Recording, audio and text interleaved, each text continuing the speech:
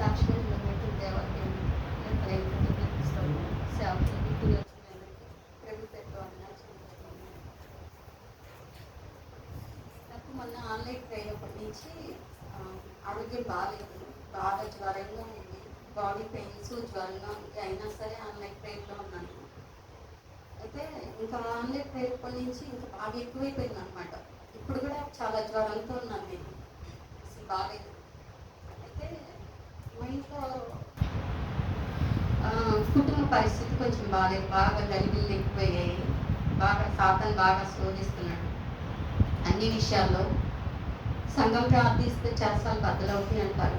మీ అందరినీ ప్రార్థన రిక్వెస్ట్ కోరుకుంటున్నాను, మా కుటుంబం గురించి ప్రార్థన చేయండి. బహుశా ఒకవేళ మానసికంగా నేను లోపల కృంగిపోవడం వల్ల ఒకవేళ ఫీవర్ వచ్చిందేమో తెలీదు.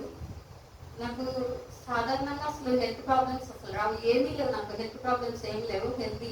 నా బాడీ అంతా హెల్తీ, దేవుడు కృపను బట్టి. ఎప్పుడైనా ఏదో సంవత్సరాలకు ఒక్కసారి వస్తుంది, వచ్చిందంటే చాలా ఎక్కువగా వస్తుంది అనమాట.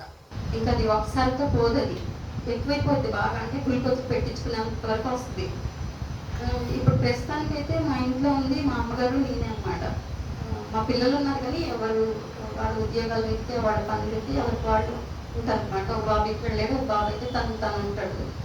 ఉంది మా తల్లిగారు, నేను అనమాట ఇంట్లో. మా అమ్మ చాలా భయస్త్రాలు, అంటే చిన్న చిన్న విషయాలు కూడా చాలా భయపడుతుంది, ఏడుస్తుంది అనమాట. కంగారు తనకి.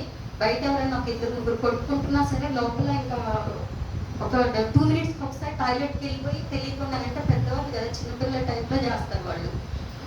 వెళ్ళిపోయి కంగారు ఒడిగిపోతుంది. చాలా అంటే చాలా భయం.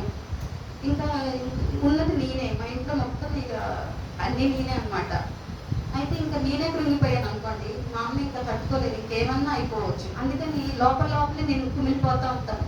ఓన్లీ మందిరానికి వచ్చినప్పుడు మాత్రమే నా బాధ ఏముందో ఒక తండ్రితో చెప్పుకున్నట్టు, మనకు పిల్లలు అయినప్పుడు తండ్రి దగ్గరికి వెళ్ళిపోయి మనం ధైర్యం కోల్పోయినప్పుడు ఎలా చెప్పుకుంటాం, అట్లా దేవుడి సన్నిధిలోనే దేవుడితోనే చెప్పుకుంటాను. ఇంట్లో ఏడవటానికి కూడా ఉండదు నాకు. మా అమ్మ కంగారు, మేము ఒకటే రూమ్లో ఉంటాం ఇద్దరం. తెల్లవారుజాము లేచి ఆ దుఃఖాన్ని వెళ్ళగట్టుకోవడానికి, ప్రార్థన చేసుకోవడానికి ఉండదు. నిద్రలో లేచి భయపడి ఏడ్చేసింది. కొన్ని మధ్యాహ్నం అప్పుడు అట్లా వెళ్ళామంటే హాస్టల్లో పిల్లలందరూ ఉంటుంటారు, అప్పుడు చేయడానికి ఉండదు. అంటే నాకు మందిరం తప్పితే మనసు ఇప్పుకొని ప్రార్థన చేసుకోవడానికి ఇంకొక ప్లేస్ అనేది ఉండదు. అయితే ఆ లోపల బయటికి వెళ్ళగట్టేసుకుంటే మనకి అంత దుఃఖం బాధ అనిపించదు, ఏదైనా సరే బరువుగా భారంగా అనిపించదు. ఎప్పుడైతే లోపల మనం కుమిలిపోతామో అప్పుడు అది అనారోగ్యంలాగా మారిపోయింది అనమాట. నాకు ఫీవర్ వచ్చింది, మానసికంగా చాలా నేను కృంగిపోతున్నాను. మా కుటుంబం కొరకు ప్రార్థించమని మీ అందరినీ రిక్వెస్ట్ చేస్తున్నాను. ప్రభుత్వ ఈ చిన్న సాక్షి దేవుడు ఇచ్చుగాక.